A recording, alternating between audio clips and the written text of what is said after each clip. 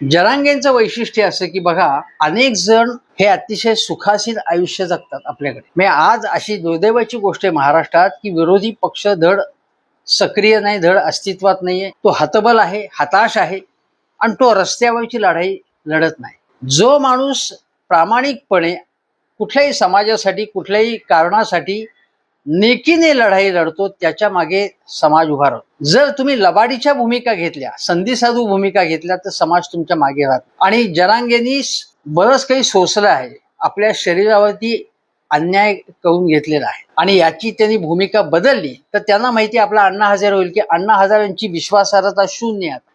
मनोज जरांगे यांना हे माहिती आणि त्यामुळे ते आपल्या समाजाशी कधीच द्रोह करणार नाही. त्यासाठी ते ताणून धरण्याची भूमिका घेतात. हळूहळू त्यांची एक एक मागणी मान्य होती.